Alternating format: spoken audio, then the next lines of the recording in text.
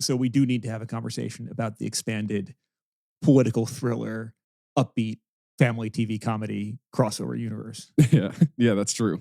About how a small town desk clerk at a Parks and Recreation department rises to political power only to fall under his own hubris. Yeah. Ron Swanson is the unnamed president. Dude, I think it carries. The more I think about that, the more I think that's actually the case. He's not even the only person from that office. Wait, who else is in this that was in that show? Well, here, I'll pop to another show and then we'll come back to Parks and Rec in a second, right? Though I do love the idea of like epic bacon Ron Swanson. Yeah. Just being a few too many blister packs of phentermine and I mean, an income tax bracket away from being the next Donald Trump. That's great. Shutting down the FBI is such a Ron Swanson move. He would like take one look at like how much it costs to throw one of their dinner parties, and he'd be like, "Nope, not worth it. Goodbye." Gesture at like a novelty landmine on his desk or something like that. Yeah, this landmine was made by hand. Okay, so yeah, the other example before we return to, is it Pawnee? Yeah, that's it. Yeah, is Jim from The Office, from the extensive Tom Clancy universe. Oh, Jack Ryan. Yes, he's stepping into the well-worn shoes of, well, Ben Affleck and then Harrison Ford.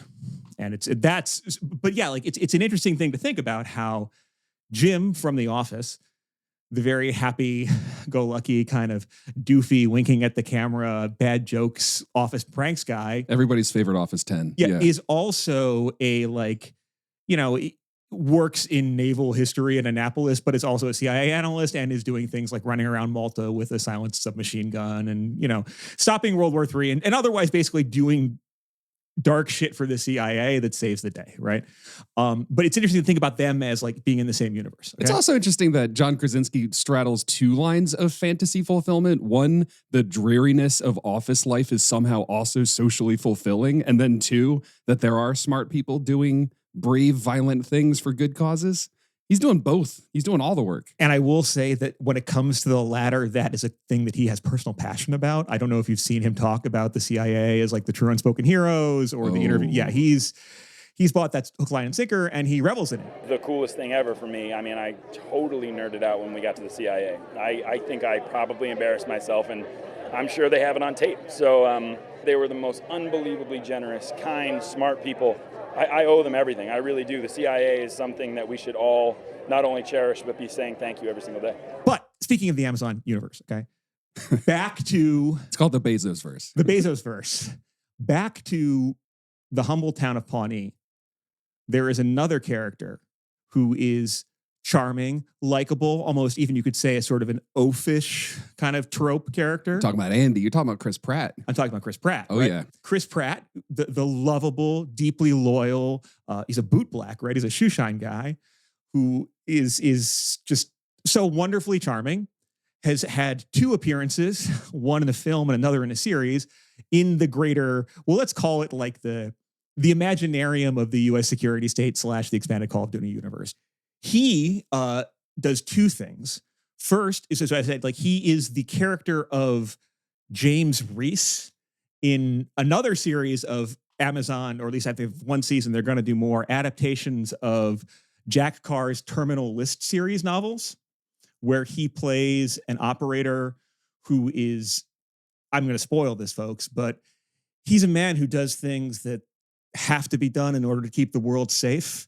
He enforces order, but in order to enforce order, you kind of have to, well, the only thing that matters in that world is loyalty to your friends, but also sometimes a test of friendship is going with you when you go outside that established order, because like the problem of violence basically can always be solved with the right type of violence, right, done more enthusiastically by good-hearted people, yes. Right? And the entire first series basically is about James Reese, decorated operator. Suddenly his entire squad is murdered in an ambush that goes bad, and he seeks out to avenge them because they've been betrayed, right? This is a very reactionary fantasy, folks. I'm already sort of spitting this out for you. And he finds out who is responsible for selling out his team, takes it all the way back to a conspiracy involving not just a pharmaceutical company and I think a corrupt senator and maybe the head of, I don't know, like the DIA or some bullshit, whatever. The but Pope's also, in there too. Yes, his best friend Taylor Kitsch.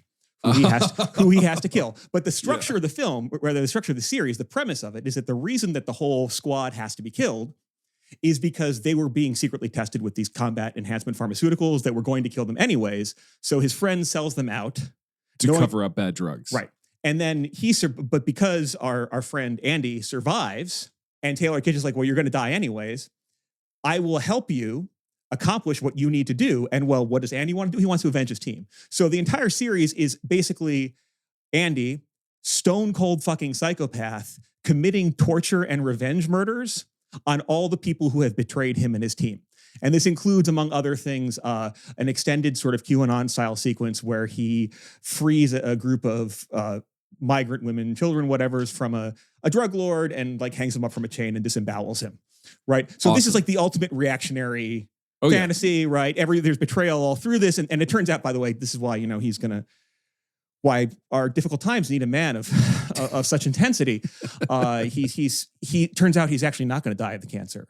And so where we last left him at the end of season 1, he's sailing to Africa to mete out some type of justice there. All right. Yeah. So this is essentially, occasionally you'll see people in airports wearing a little Molly patch, like one of those Velcro things that has a hatchet on it, like a classic style tomahawk. Yeah. That is the icon of that means a bunch of things, but that's marketed by the series of books. It like has to do with his group of like operator. It's some operator culture nod to some bit. We'll talk more about the atavistic return of settler colonial violence with operators in a minute, but right. Okay. So there's that guy, James Reese. And then he plays someone in the movie. He is one of the members of SEAL Team 6. Zero Dark 30. That's right. In Catherine Bigelow's Zero Dark 30. Yeah. And he is notably the member of SEAL Team 6, and we're going to return to the SEAL Team 6 scene in Abbottabad presently. Teasing a lot here. Where after they storm the compound, there is a young woman in sort of draped attire who has been wounded and who moves a little bit on the floor, and he just close range caps her. Yep. And then later talking about it, like I think he calls it on the radio or something, just very casually. Someone asks him like what happened. He's just like, smoked her. And that's it. So like he's a straight up, totally violence is job. Yeah. And like a dead-eyed violence worker. Yeah. Right. And what I kind of want us to do for all these figures in some ways, though we'll get to the Trump Ron Swanson character in the movie we saw for today later. Trump Swanson. Yeah, is think about them as you said, like fulfilling fantasies simultaneously beneath the nice guy in the office, if given a sufficiently righteous cause, would be the cold-blooded executor of justice. Exactly. Yes. And also that like beneath the guy who's just a dorky file analyst could be a guy who, I don't know, like will assassinate some warlord billionaire in Russia who is about to start World War III. You get to have it both ways. You get to be an incredibly cool, like, operator, right? And that the term comes from like the idea you could be dropped anywhere and then you can operate. You can gather the tools, you can work the terrain, you can make contacts, and you can do your mission, right? Like this incredibly adaptable person while also being a menial service worker or a sort of a goofy bureaucrat. Are you making a psychoanalytic point? It sounds like you're saying that fantasy is some kind of latent wish fulfillment. It sounds like that's where we're going. Yeah. Like there's a civil war between fantasy and reality in some ways. Yes.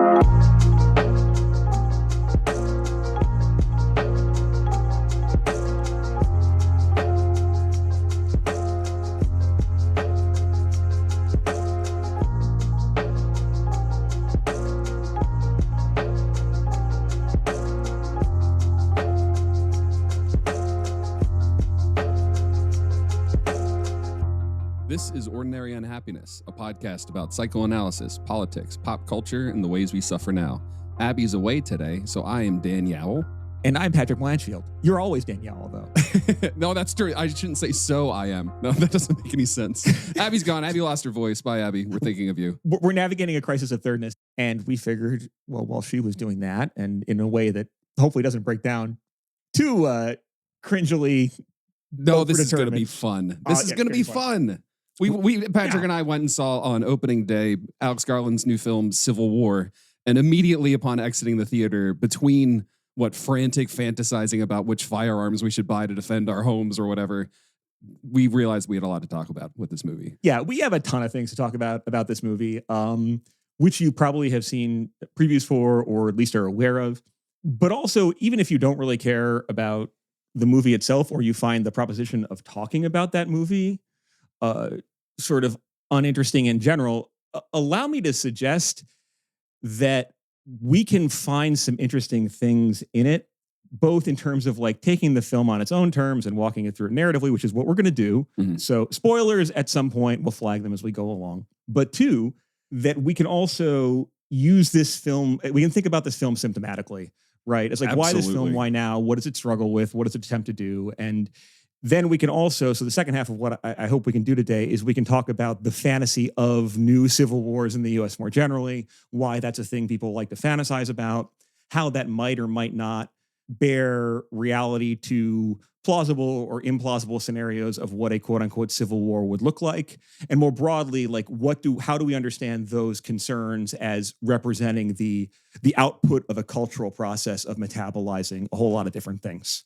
So we'll make a case, in other words, that this film is interesting in its own right, psychoanalytically salient, but then also will open a door for us thinking about things like, well, social violence, like the normalization of violence, but also American exceptionalism and defenses against anxieties of violence that happens supposedly according to our dominant ideologies, or that should happen elsewhere. I guess off the bat, like before we start diving into the plot, because we're going to give some stuff away. And like Patrick said, we're going to flag spoilers since this has literally been out for a week on the release of this. So Patrick, would you recommend this movie? Like, actually, I shouldn't ask, would you? Who would you recommend this movie to? Or would you never recommend this movie? It's a movie that made me think about a variety of things that I am kind of constantly thinking about one way or another. And it made me think about them in a slightly different way, right? Or maybe, so it was interesting in that sense. And so like, it was an interesting object. I think the thing I'd say to anyone watching it and to people who are listening to this who might want to watch it, and I think this also was going to warrant our spoiling this in some ways, right? Is that this movie, in my opinion, is kind of actually like two movies. Yeah. And the first two acts versus the third, for sure. Absolutely. Yeah. But also in the sense that like it's being marketed and it's being presented, and who knows, garlic. I'm a confession here. I have the name Alex Garland and Eric Garland totally crosswired in my brain. Eric Garland being that crankish guy on Twitter from like 2015, 2014. I don't know, late Obama, early Trump stuff. Gotcha. Yeah, but also for some reason, because that was about social collapse, it's totally cross-written with Alex Garland, who you know more about, and I hope to hear more about in a second. But like that aside, like it's like two movies, right? And maybe Garland thinks it's one as opposed to the other, or that he can have things both ways. I don't know. But like, I would argue that if you're going into it for a film that's first and foremost about the U.S. during a civil war and is having political cogency now, you're probably going to be disappointed, though you may be distressed, right? Yeah. However, the other movie that this is, in my opinion, is like it's a road movie about photojournalism with like starring like a character who is like the avatar of the photojournalist profession. Almost explicitly in the text is introduced as being the perfect photojournalist. Yeah. Yes. And there can only be one by like a Highlander logic. It's very much about like what is both. It's an attempt to portray this little community, right, with nods to other ones in historical and otherwise. We'll talk about that later. But like, it's about photojournalism, right? A generation set of eyes. Yeah. And I think those two movies, the latter movie is set in the former, and people will probably go see it because of the former. But those two movies kind of develop parallel to one another, but in a kind of herky-jerky way that mirrors that act division that you just mentioned. Yep. And I still think, though, that once we follow the two things together, we'll actually be able to talk in a kind of interesting way about how those two movies actually could be seen as being in difficult conversation with one another and coming together around the question of like the aestheticization of war. Yeah. And also, spoiler for me, a question about like the limits of what can be conceived within the imperial core and how repetition sort of preconstrains that. But that's my thought. Dan, how about you? Would you recommend this to other people? I know you've seen a ton of Alex Garland movies. I love Alex Garland. His writing debut for film was 28 Days Later. Worked with Danny Boyle. Oh, yeah. And then they followed that up with Sunshine, another like banger masterpiece of like science fiction, horror. Both of them very psychoanalytically informed. Garland But he's the grandchild of a Nobel Prize winning biologist whose mother was a psychoanalyst and his father was a political cartoonist. And when you nestle all of those influences into place and then have that in mind while consuming his films, it really changes the way they jump out at you. I think he's a fascinating filmmaker. My favorite piece of Garland media is definitely this TV show Devs, which I highly recommend to anybody that's interested in quantum computing and ultimately determinism. I just like that he's like a heady filmmaker that is in a decidedly anti-Nolan-esque approach to big ideas. That's what I really appreciate about him. I'm trying to think about. I've seen Ex Machina, right, which is about about artificial intelligence and the formation of a subject, essentially, and how much the gaze brings to that, and specifically the masculine, like it's about aggressive, toxic, objectifying masculinity. Yeah. Yes. And then what his follow up to that was Annihilation, which is ultimately I know you haven't seen that one yet. No, I've read the Vandermeer trilogy. It struck me as an unfilmable novel, like a weird.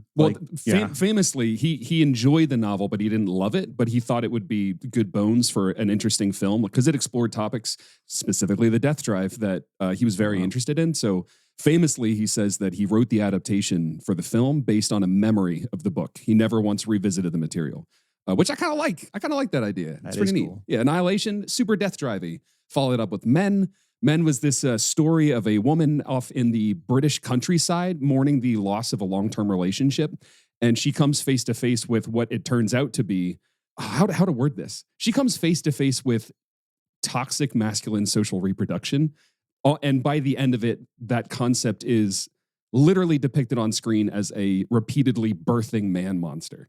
And it's brilliant. That a lot of people don't like that film, but I loved that movie. This idea of working with big ideas, I like this, and I noticed the through line here too. And again, I don't consume films anywhere near with the voracious capacity that you do, Dan. You have much more of a life than I do. No, that's not the case. But again, we're plugged. Dan's a horror podcast, Stabby Stabby.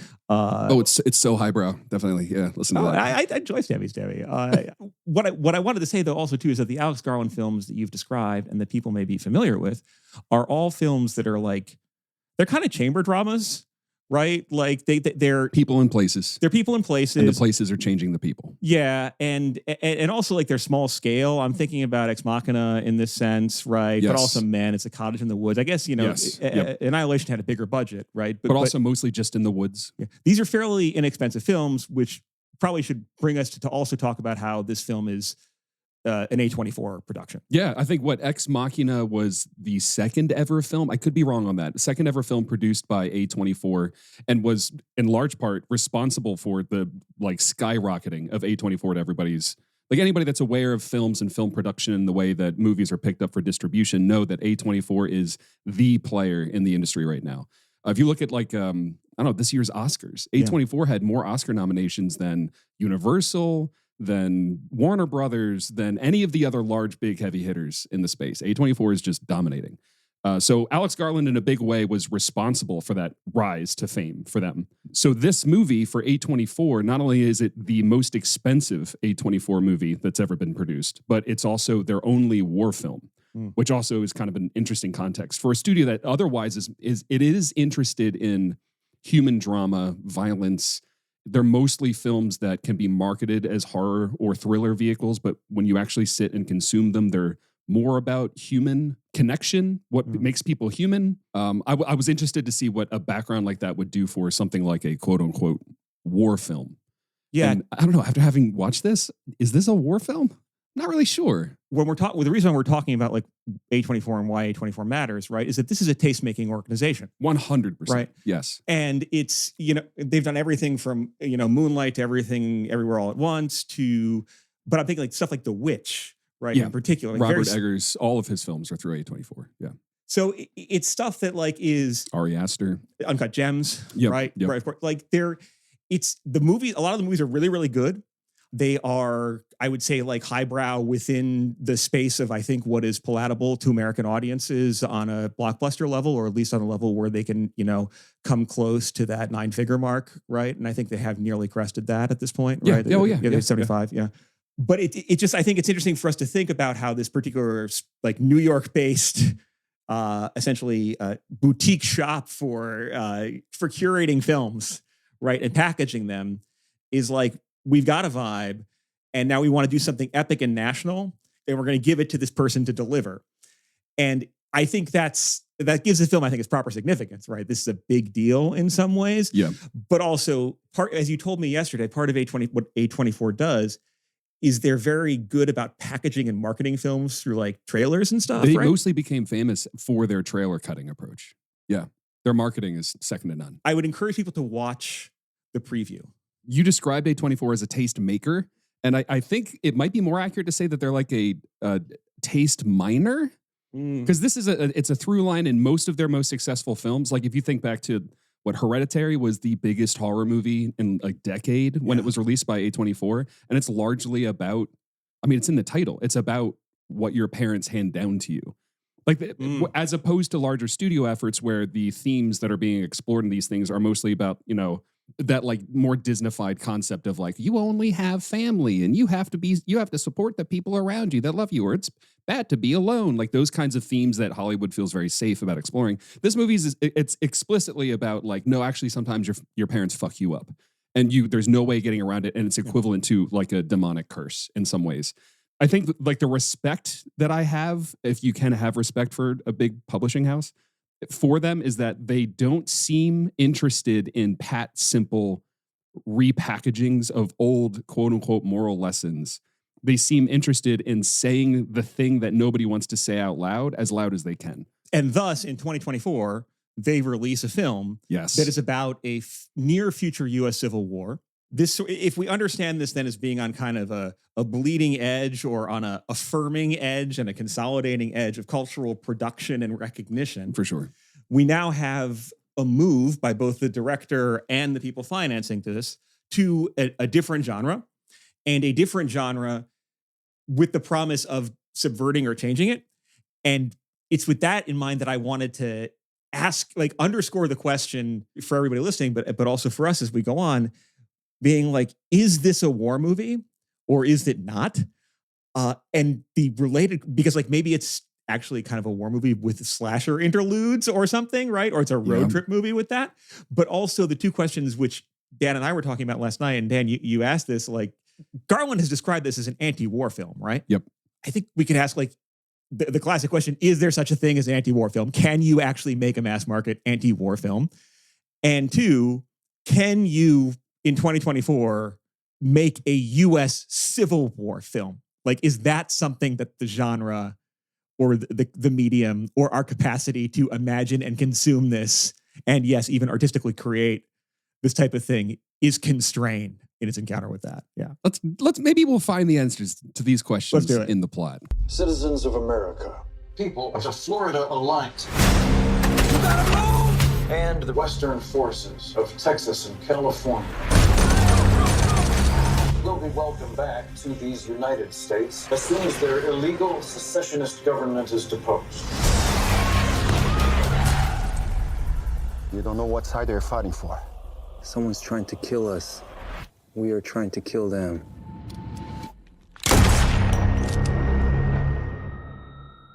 So, 2024's Civil War, directed by Alex Garland, opens with a kind of blurry, out of focus shot of the unnamed president. I don't think he ever gets named in this movie.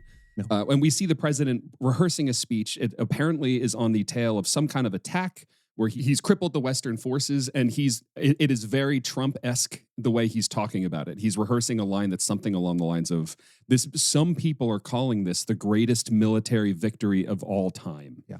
Some people may be saying it's possible, right? People are already calling this the greatest possible. And he's got all the ticks. He looks a little bit, shall we say, lightly tweaked, or he definitely looks a little wan. Is pallorous. And then we go from him unmade up, practicing clearly kind of not that well. And this film's going to lean into the Hitler's bunker vibes in the White House pretty hard. There's some downfall elements to this.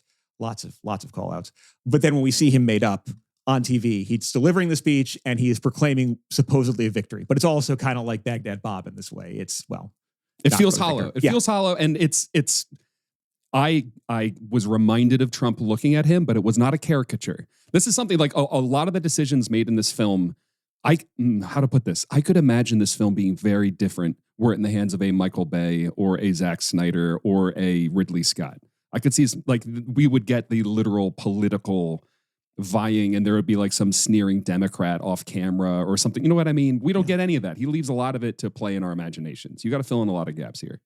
At that point, maybe we should also say, going forward with this, I promise we'll talk about it, but try for now to bracket the specific questions you may have about the broader ideological or like material, political, economic ties that bring together the different competing sides in this quote unquote civil war. Just for the time being, let's just say there is a civil war and there are two sides. Trump guy is installed in DC in what is increasingly a rump state, right? Yeah. And then there is a alliance consisting, again, improbably, of California and Texas. Yes. Plus maybe people from Florida, which is, again, don't think this one through too much just yet. Yeah. If politics are a dialectic, this movie sits in the middle of it and ignores the polls. You just feel a tension, and you never really have the polls described to you. Yeah, and that is a directorial choice. Clearly, I mean, yes. there's some ways in which one that I really respect, actually. Yeah, I mean, there's some ways in which the scenario might actually bear some aspect to what might possibly happen, and one possible sort of like way events could go down. We'll talk about that later. But for now, like, just if you go into this movie trying to figure out who the sides are and who to identify with, that's not just identify with the person with whom Alex Garland clearly identifies with, namely the character we're about to meet, Kirsten Dunst, and that's the way to go through this movie. So it crash cuts to Kirsten Dunst's character, Lee, who's a photojournalist. She's sitting on the bed in a hotel room, holding her DSLR, watching this speech that we just saw being rehearsed on the TV, and she slowly lifts the camera up to her eye and snaps a photo of her TV screen. And you can see she's nonplussed. She's not interested. And it is the first of many motifs of the camera lingering on her very disconnected, emotionally drained, vacant gaze. So now that we've met Lee, we cut to the next day where she and her, journalist partner, Joel, are traveling by caravan into the center of New York City. It's not, so they're somewhere in Brooklyn at a protest. Okay. Yeah, it's not, I couldn't quite place it, right? It wasn't a protest. It was they were handing out water. They were rationing water to the people of the city. Oh, that's right. And she shows up, puts on her press uniform, and starts snapping photos. This is where she meets Jesse, who's essentially a 23-year-old version of Lee, an aspiring war photographer herself, who's there on scene snapping photos. She gets injured. And so as Lee is pulling Jesse away from this crowd to help to console her and comfort her, we see a suicide bomber dive into the crowd holding a giant American flag. It detonates, and we get our first moments of grisly violence seen through the lens of the photojournalist's camera. Yeah. There are a bunch of things we should hit here just to set the rules of like entry for, I think, engaging with this film in the most like productive way. Yeah. It's not entirely clear whose hands the city of New York is in. It's certainly not a faction loyal to the ostensible person who everyone refers to as the president. And it's also, and by the way, the president has called the California and Texas forces secessionists with administrations that are illegitimate, right? Yes. Yep. It's also not entirely clear if the flag that the woman is carrying is the proper American flag. I couldn't quite catch it, or the weird two-starred flag that for the Western forces. Yeah. For Texas and California. Again, bracket this. We might, again, why exactly they have a different flag, or instead of proclaiming that they're fighting for a legitimate U.S. government, and they like, again, how they even got the patches after their uniforms, it's not clear. Like, don't dig too much in this. We get an early glimpse of the suicide bomber in a film that is not subtle. Like this film telegraphs pretty much everything. Like if any character who you are worried about their ticket getting punched going in, sorry folks, spoiler, is gonna get punched. Right? Yep. We see this suicide bomber in a hoodie over a t-shirt, a Kinks t-shirt, by the way. T-shirt game in this film, fucking strong. Yes. Yeah, she's got a Kinks t-shirt. Jesse, who is played by Kaylee Spaney, who people may know as the tragically murdered victim in Mare of Easttown, right? Nice. It is wearing a talking head shirt. Later, Lee's partner Joel is wearing another band shirt. Like it's got this whole kind of like in costuming, they're referencing that like this is your culture. Like this war is happening in your universe right now. Yeah. But it's also like a little unclear, like what are the ideological signifiers to any of this, right? There's a lot of pastiche going on here, but no red hats. Yeah. The one thing that happens in the foreshadowing scene where the hooded woman with the Kinks t-shirt pulls on her backpack is we clock that she is a conventionally attractive white lady. She struck me as somebody that I would see like an Instagram reel bragging about a new flavor of Frappuccino. Right. Like that kind of a stereotype. Yeah. This is, I think, an interesting thing. Again, flag this because we might ask the question, what real world scenarios would lead someone plausibly? And I know, look, there are all sorts of, like, I don't know, the Symbionese Liberation Army and Brides of ISIS. Like there's all sorts of weird ways in which people can join various groups, right? But why exactly the platinum blonde extra with the flag and the Kinks t-shirt blows up this water thing is not clear. But we are supposed to presumably understand that whatever has happened to American society to make this a thing that's imaginable has happened. This is as close as we kind of get to like one of those battles of Algiers style scenes where like the Algerian women are filling baskets with bombs and then blowing up brasseries, right? It signals this is ideological political violence happening in a time of scarcity, and it's a chaotic scene. Bodies everywhere, and in the first of what now then becomes a part of the film's grammar, Jessie, recovering from this explosion, manages to snap a photo using her own like classic ass Leica. Yes. That freezes Lee, whose name, by the way, yes, Lee, named after a famous World War II war photographer who, among other things, documented the liberation of Dachau, right? And who Jessie says is her hero. It's part of the small talk that they make, right? Yes, the film establishes basically Kirsten Dunst, who really does kind of, she looks ragged and hard living in all these ways. Like she really does. She's an avatar of journalism. Yes, in this way, the right? 10,000 yard stare and everything. Yeah. And to the point that she literally has that name, right? But we get it. Jessie snaps a picture of her stepping with perfect sang-froid over the blown apart bodies, taking her own photos.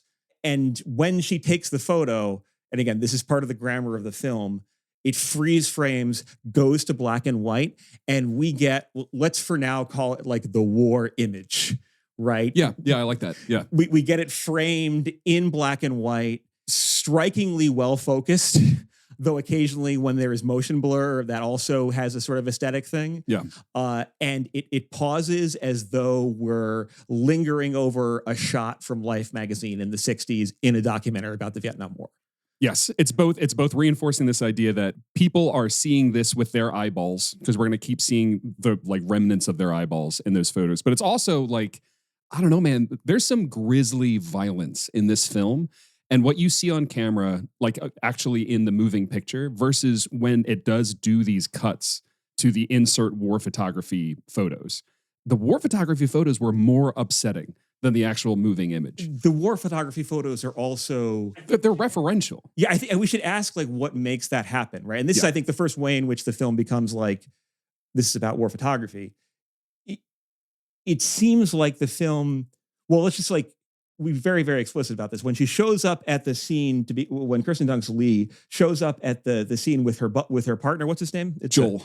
Joel. There are already a bunch of journalists there who they sort of like have a very boisterous relationship with. And in fact, in the next scene, we'll see a lobby full of these journalists doing what journalists are doing, you know, since time immemorial. Getting drunk. Yeah, they're drinking, they're smoking, everyone smokes weed in this movie. They're waiting for Wi-Fi to work. Like they're just basically waiting for a story, right? And I will say, I think as a depiction of that culture, it's pretty good from the people I know in it, right?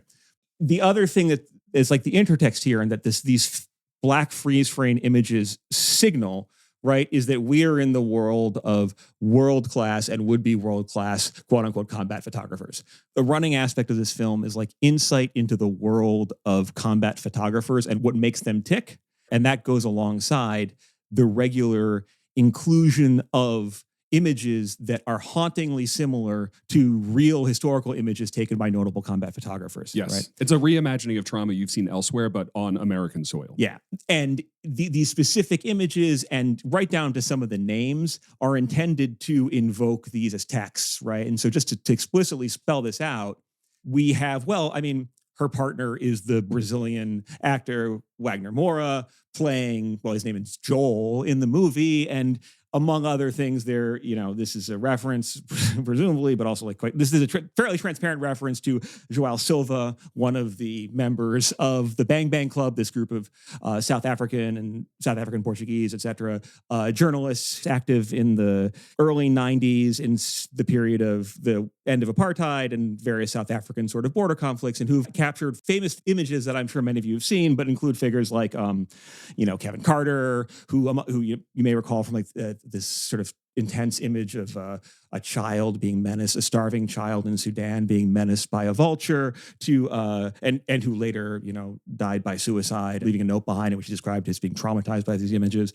to Greg Marinovich and Ken Osterbrook, who was killed actually very early on by South African security forces. So we're getting an image here of a recognizable late 20th century, but also even earlier type, right? Yeah. Lee is basically Lee Martin, Gerda Taro meets Catherine Leroy. We're dealing in trope figures. Yeah. I know that what is on screen, what we're consuming as years of this thing, is going to be different from the intentions of the filmmaker that made it. But knowing that I know that he grew up around a lot of journalists, and knowing that his mother was an analyst, I can't help but wonder if this movie is him verbing his mom onto his dad or something like that. Anyway, so after the explosion scene, we go to the hotel where, like Patrick said, we saw journalists venting all of this. This is actually kind of a big part of this movie, is whenever there's downtime, the journalists all have to process and vent. And they talk about this, and you see some of them smoke weed, some of them drink alcohol, some of them just scream. But we see this happening at the hotel. And this is also where we meet Sammy. Sammy's played by Stephen McKinley Henderson. Sammy is asking them what their plans are, and this is where we learn that Lee and Joel are on their way to D.C. They want to get there before the 4th of July so they can interview the president. Presumably, they're assuming that the Western forces are going to invade D.C. and this president is going to die. So they're hoping that they can get there and get the interview. Sammy is concerned. He's a much older reporter who's been around the block a lot, and he's actually kind of the moral center of this film. He's the one that always talks about this doesn't feel right. It's a regular line that he says over and over again. He probably accurately predicts that, hey, these people hate journalists, and if you go there, you will be shot on the front lawn of the White House. You should not be doing this. But they insist. This kind of suicide mission is what their goal is. Yeah, they want to get a quote from the bunker in Downfall. Yes. Yeah. Right before the ending. That's, yes. Good or bad, they are certainly journalists. Yeah. Good or bad, they are certainly journalists. And we should say it's pure passion, too, that seems to drive them. We glimpse almost nothing, and what we do is fairly incoherent of what the media world is like. They never mention publications. I think there's one passing mention of the New York Times. We know Reuters exists. Someone mentions, what are you going to file with what's left of the New York Times, which I guess presumably is just Brett Stevens blogging from Gestad with the Taki guy or something. I don't fucking know. But there is, apart from the Wi-Fi stuff and the fact that Joel carries a notebook, there don't appear to be any editors in this world. We know nothing who this audience is for. In fact, everyone mentions that they have family in Middle America that's untouched by the war, that isn't following the news. Yeah. And even right down to the using of classic black and white film to capture these photos as opposed to burst moding it with a digital DSLR. Yep. We get the sense this is the ageless wandering journalist figure. Yes. Yes. And hard drinking, hard living, and their ass is dragging, but they're going after the truth. They're going to go to this heart of DC to interview Ron Swanson, even if they get killed by, SEAL Team 6.5. The movie portrays journalists the way Tom Clancy portrays operators, in that it's just duty and equipment. That's what these journalists are, essentially. Duty and equipment. Yeah. And much like equipment, enough hardware eventually ruins them. Oh, yeah. Yep. One other thing to flag here, which is a crucial moment of interiority in the film, actually I think the only one we get, is after talking to the young Jesse and feeling sort of clearly distressing emotions, but also a desire not to attach for fear of being wounded over Jesse's desire to become a journalist and to follow in her footsteps, Lee retires to her room climbing all 10 flights to get there because New York has just lost power, and has a series of dreams that are trauma dreams of previous combat photography, from which she wakes horrified. The dreams themselves that we get, I was able to quickly write these down, and at a certain point I actually stopped doing it because there were just so many of these and I kind of got the point. But she has flashbacks to either Afghanistan or Iraq. It's not entirely clear. Likewise, it's also not entirely clear, for example, what happened in the original event that got her started as a combat journalist, which Jesse mentions and calls the Antifa massacre, which, by the way, could go either way. Was Antifa doing the massacring or did they get massacred? Who knows? And then also in what are happening either, and it's not entirely clear, it could either be presumably Haiti or some part of South Africa. And we witness the commission of two separate war crimes in rapid succession, both of which look exactly or almost exactly like in their blocking iconic war photos from the 20th century, i.e. we have a point blank pistol to the head execution of a man in a street, which is more or less identical to Eddie Adams' photo of Win Ngoc Loan shooting a VC commander during the Tet Offensive in 1968. And then in a scene that also has another kind of weirdly dilated temporality that is extremely hard to watch, we witness what's called a necklacing, right? Which is one of those phenomena that's been documented variously in South Africa and in Haiti, against it's a gasoline-soaked tire being fitted around somebody and lit. Yeah, and so we see in slow motion a black man in a tire sort of glaring balefully at the camera as he is slowly engulfed in flames. And from a certain angle, he also kind of looks like that Buddhist monk burning, in that classic image as well. But his gaze sort of continues, and we should say this is one of those images that was also captured by Kevin Carter during his work with the Bang Bang Club, in the early 90s. So yeah, she's haunted by these things which she herself has seen, but also, again, this is like photojournalism haunted by what war photography gets, and she is the avatar of this. It makes a strange space for a unique kind of self-insert for the audience of this film, because she's haunted by images that, by the film flashing them in front of you, you realize you yourself are also haunted by. Yeah. So the next day, when leaving the hotel, Lee is kind of devastated to find that Joel, her partner, has invited 23-year-old Jesse and Sammy along on this road trip. Jesse insists that she needs to get some actual time on the ground, taking real war photos, and Sammy wants to get to Charlottesville, which is on the way. And I think also Sammy is portrayed as being concerned for the other folks on this trip, so he wants to come along to help keep an eye on things. So then they leave their hotel and our road trip through hell begins. Yeah. The audience is told just through conversations that Philadelphia has been completely cut off of the highway system. So the way to get from New York City to DC is to detour all the way out to Pittsburgh. You have to go all the way out that far west and then shoot south through West Virginia and then go through Charlottesville in order to get into DC. And Charlottesville is where the front lines are. Yes. And that is where they insist on dropping Sammy, and where they also indicate that they're going to drop Jesse. So as they leave the hotel the following morning to start this road trip, what follows is essentially that's kind of our first act. For the second act, we get a long series of vignettes as they make their way through multiple states of the country. Their first stop is at a gas station where they try to fill up the tank, but they realize they don't have a gas pass in the town. Sir, if we pay. I was never going to give it free. Over the odds. What's over the odds? 300. For half a tank and 2 cans? 300 buys you a sandwich. We got ham or cheese? 300 Canadian.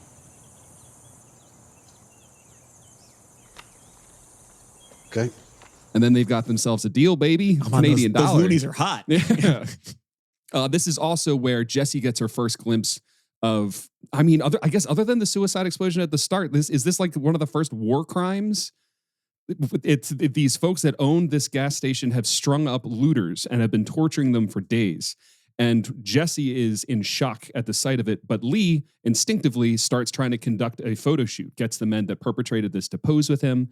And then when they leave this gas station, a lot of the tension is released, but Jesse's upset at herself because she didn't have the impulse to pull out her camera. She was just frozen in the moment. This is the beginning of images that strongly resemble stuff you may have seen from ISIS photography, but also from documentations of what, let's call, however problematically, the ongoing Mexican quote-unquote drug war. Yeah. Right. So we have images of people strung from bridges. There's also some shout outs to like the 2003 to 5 and thereafter various sort of wars or ongoing civil wars in Iraq, right? So you have people hung from bridges in ways that are very reminiscent of those Blackwater contractors, et cetera. Like, but those bridges have spray paint that say "Go Steelers." Yeah. Like that. Yeah. It's affecting. It is affecting. It's a distressing, like, imagine if like Goya's Horrors of War was a road trip movie and there were lots of strip malls. That's what this is. So the next stop, in order to get Jessie back on her feet, Lee shows her some photography pointers at a bombed out shopping mall's parking lot where a helicopter is like the skeleton of a helicopter is left in one of the parking spaces. So they spend some time taking photos. But one thing I found myself reacting to was in the movie, things that are clearly intended, and maybe this is conscious too, to be like, this is this world in civil war. America is here, right? This is what we've gotten to. And there are things I've already seen and see all the time, right? I mean, later... Abandoned shopping malls? Yeah, exactly. That was the one that I'm like, oh, this JCPenney looks like it has actually survived the war pretty fucking intact. It's just as bombed out as it used to be. Yep. And I started laughing in the theater. I think we were the only people there. But... the other ones, like there's some other ones that are like this, like later when we see the army and they have MRAPs, I'm like, oh, they probably leased those MRAPs from the local cops instead of getting them from the army because that's something we already have. And earlier when we have these scenes of New York City, which, might as well be the DMZ comic and TV series may have captured this a little bit better in a similar way, but like guys toting machine guns around New York City, I have seen, not even Eric Adams era, like go down to Wall Street. If you'd gone down to Wall Street in the early 2000s or hell into the 2010s, there would be dudes in full body armor with like, a 240 just like there.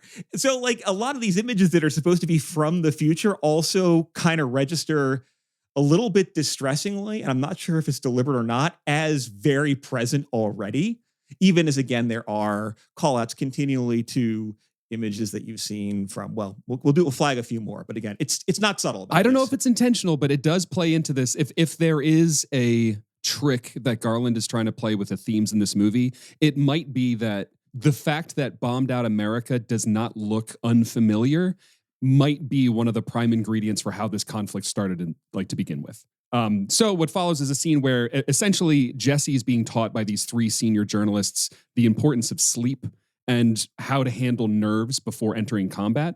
And it is probably the quietest scene in the movie where they're all just chatting. And it is one of many chances that the film takes to go from a dead, silent, peaceful scene to smash cut to the sound of explosions and gunfire. And they are now on the front lines of a battle playing out between soldiers who we have no idea where their alliances lie.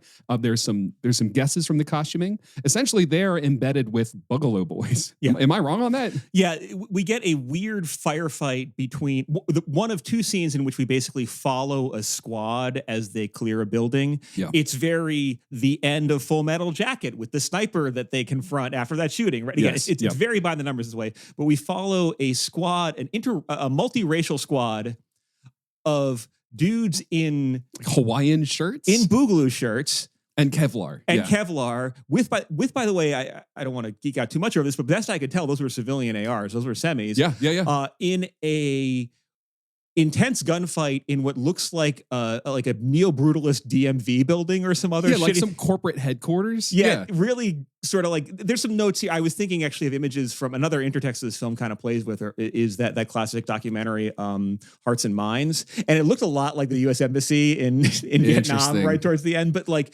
basically it's a rolling gunfight with people who are in full military gear. Right. And like full current army sort of digicam. Right. And again, it doesn't quite make sense if we try and understand this in terms of the movie. We've been told that the people who are more or less regulars are with the WF.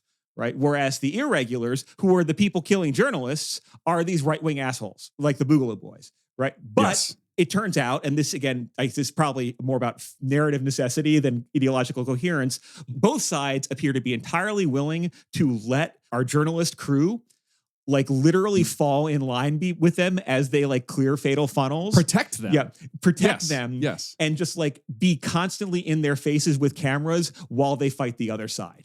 Again, so this gives us one of these scenes, and we witness another war crime, followed by another war crime, namely the execution of people who are hors de combat, right? So, yeah. We are confronted with these war crimes multiple times, not only as they play out in the film, but also in these freeze frames of more provocative photos that you know you've seen before elsewhere. This is when we get back into the car, they get back on the road, and we have an interesting conversation. That I'm just going to mention this because it's the most backstory we get, where Sammy is drilling Joel on what questions you're going to ask the president when you get there. And he has this whole list of things like, are you going to ask him about how you managed to stay in office for a third term? Yeah. Are you going to ask him about how you disbanded the FBI? Are you going to ask him about all of the journalists that you've killed?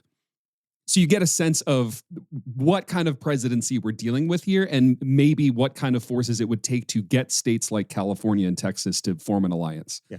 They settle on the more diplomatic question of like, how is your visionary strategy of targeted airstrikes against dissident Americans evolving? Yes, yes. Yeah, great line.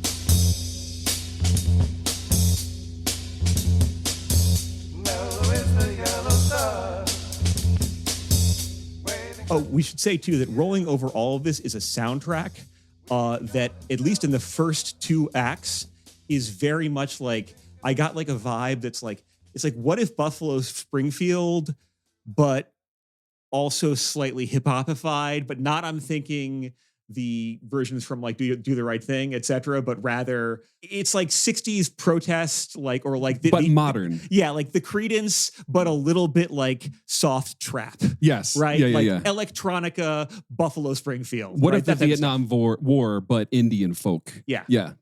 In the next sequence, they arrive at what is essentially a bombed out sports stadium that's been converted into an encampment for civilians by what I guess is the UN, blue vested volunteers. We get a little bit of exchange between Lee and Jesse as they're talking about the discipline of war journalism. And this is where there's a kind of interesting moment where Jesse is panning through these horrifying photos on her device, but you have these two people who are looking at the photographs as objects and not as memories. They're like analyzing these images as being beautiful or good when the thing that they're depicting is horrifying and unsettling. Which is, it's kind of interesting. I think that might have been the most effective moment of the film trying to get into the head of a photojournalist like this. Yeah, this scene, which, again, like, I probably should stop being like, this is the intertext, because like I'm probably betraying but it's fun. A little bit too much about like what I know about or like my preoccupations, right? But this image of the well, no, I mean, fuck it. Like this scene, which unfolds in a stadium that looks pretty much like something either 50-50 split between something out of like Sarajevo during the height of the siege or the final scene of Hotel Rwanda. Or you, right? You see something similar in Somalia in Black Hawk Down with the sports stadium like aid organization. Exactly. Like it generates the tropes, right? It relies on the tropes. Trauma pastiche. Yeah, trauma pastiche. They are documenting photos. And I'm not sure if this is now or when it precisely happens, but we in learning that Jessie has redeemed her previous sort of like deer in the headlights bit by now being able to take photos of like people as they bleed out or get mowed down, that she has an absolutely uncanny ability to, again, with her manual Leica, snap basically variations on Robert Capa's famous photo from 1936 of a Spanish Civil War partisan falling backwards right as they've been struck in the head with a sniper round, right? So, and again, all of this is done in freeze frame. And so clearly she's something of a savant. Yes. Or like she has some capacity to do this with her father's camera, even though her father and her mother are pretending the war isn't happening, to like drop like magnum once in a lifetime shots. Every photo is a career making photo of a person like right as they're going down. This film is not subtle. No. The next generation see this conflict differently than the older generation. And we have 3 generations packed in this van together. So we kind of see it through all their lenses, and it's no surprise who makes it out in the end. God, if instead she were doing like fucking TikTok or something. 30-second like loops where like the blood gets like rainbowy or something. She's got like like, can you imagine like Mr. Beast style reporting on war crimes? Oh my fucking God. Today we're gonna test multiple different ways to stop a cannon. We're gonna try magnets, Legos, After the UN encampment sequence, our plucky band of heroes stumble their way into a town in middle America that seems to be untouched by the war. Shops are open, coffee shops are bustling, people are walking their dogs down the street. It feels idyllic, like Gilmore Girls-esque town, little slice of America, where they go inside and how do our heroes unwind? How do they like relax? They engage in a little bit of capitalism, baby. They got to go shopping. Yeah. Out of interest, but are you guys aware there's like a pretty huge civil war going on all across America? Oh, sure, but we just try to stay out.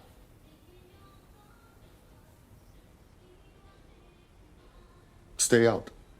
With what we see on the news, seems like it's for the best. Yeah. Well, let me know if you want to try anything on. They try on some dresses, they try on some hats. And it's not until after this shopping sequence, in which I guess Lee has kind of a lingering moment in the mirror where she kind of sees how dead-eyed she's become. Yeah. They step outside and kind of lackadaisically take a peek up on the rooftop, and there are snipers watching over the whole town. The scene where Jesse encourages Lee to try on an evening gown, like try on a cocktail dress, right? And then proceeds to take photos of her smiling and laughing, right? I'm not sure when specifically they've had this other conversation, but at some point in chiding Jesse for freezing up or telling her that she can't freeze up. Once you start asking yourself those questions, you can't stop. So we don't ask. We record so other people ask. Want to be a journalist? That's the job. Hey, Lee. What? Back off. Our job is not to think about the why or ask questions after things happen. We just report, we just document, and then the world decides what happened and what to do about it, right? Which is, kind of pure ideology, but whatever. The conversation comes up of Jesse asks Lee, if I were dead, would you photograph me dying? Right, as opposed to presumably helping me. They're sort of posing the Ken Carter problem, I guess. But we suddenly understand that like death is involved in the transaction between these two characters, right? And if you haven't already got the sense that either Jesse is going to be the bright future of this and then die, and Lee is going to be continuing to like drink herself to sleep and be tragic, or as Jesse's power waxes, Lee's power wanes, and there can be only one. Either way, we know now that they're taking photos of one another, and death haunts the frame. There is enough foreshadowing that the tension of which will die and when is what keeps the entire third act from being stupid. Honestly. Anyway, after leaving this peaceful town, they stumble on a golf course where there is a rogue sniper taking pot shots at passing cars. And this is where we meet another little ragtag band. It's a duo, sniper-spotter duo, that are trying to fight back against this sniper. And this is where we get an exchange with Joel, where Joel keeps asking them, which side are you on? And their answer is, he's shooting at us, we're going to kill him. And that's the extent that we get. There's our politics. What's going on? Someone in that house. They're stuck. We're stuck. Who do you think they are? No idea. Hey, we're press. Cool. Now I understand why it's written on the side of your vehicle. Are you WF? Who's giving you orders? No one's giving us orders, man. Someone's trying to kill us. We are trying to kill them.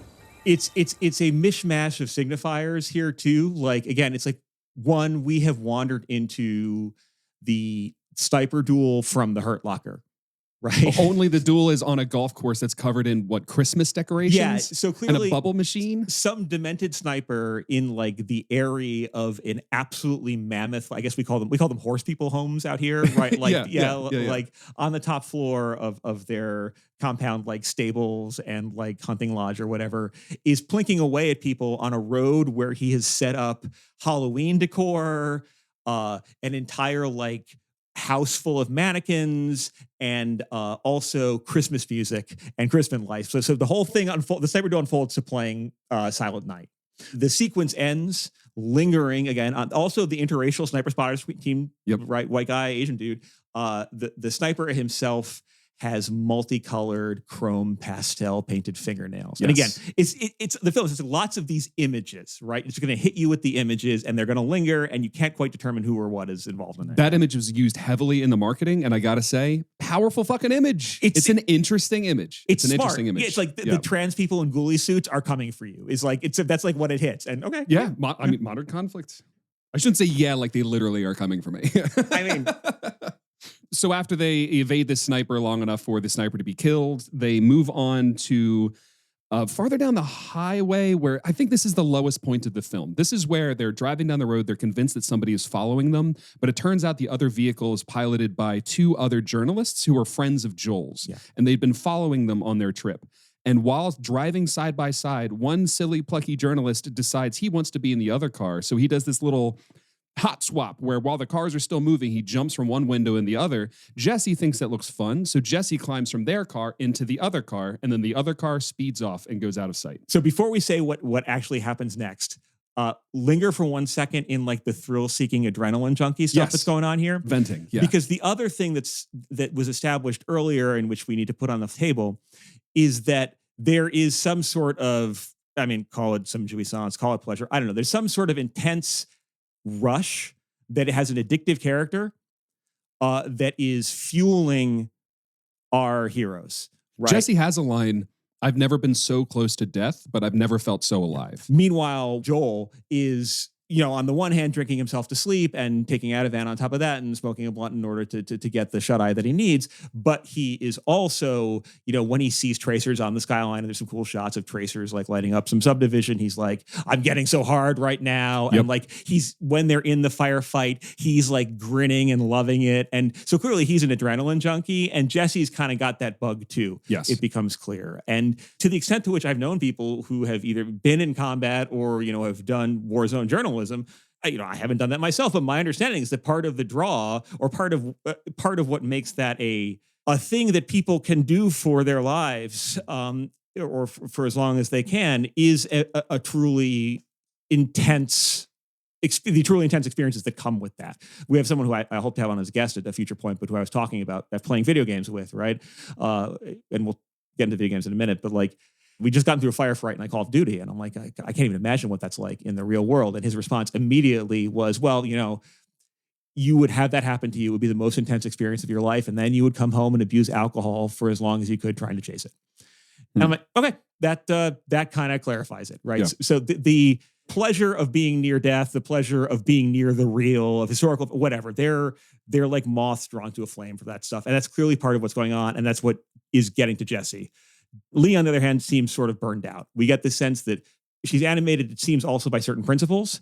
And at some point, as you heard in the preview, she laments that what she took to be a part of her mission, namely sending messages, rather taking photos that would function as messages from how, like, well, democracy can go wrong. Things can get bad here. That Sending they were them home. Yeah, they were supposed to be warnings and pedagogical notes to prevent something, when in fact she was a kind of Cassandra. So she's sort of hollowed out by this. But yeah, she's not all about that pleasure. She doesn't have a lot of jouissance. Yeah.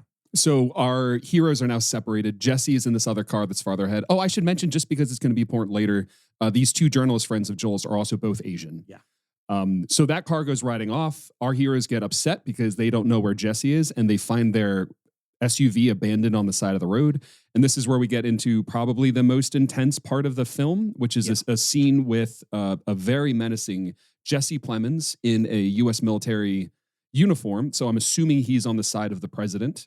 Essentially, he's dumping lye over a mass grave. Basically, if you've seen Night and Fog, you know what I'm thinking about. It looks exactly like a scene of bodies, right? It's horrifying. Camp, or something out of Sarajevo, and then it's a wide open. It's how these things are, right? It's a wide open ditch into which he is slowly pouring lime. Yeah. Yep. And Jesse and this other reporter friend are on their knees next to this mass grave. So our heroes decide that they should put on their press badges and they should approach this group of U.S. soldiers and tell them that they're press and get their friends back. Meanwhile, Sammy holds back. Sammy's old enough. He's been around long enough, and he keeps telling them, this is death. If you approach these men, you will die. I feel bad about this. But they ignore him, they leave him behind, and they try to get their friends back. And we get a sense here too, dramatized, what the movie really kind of insists that we read it by, and we really should lean into this movie's advice, just to say it again. They're like, oh yeah, they're wearing military fatigues, thus they must be regulars, thus are the ones who aren't killing journalists, right? They start getting into these fine-grained distinctions.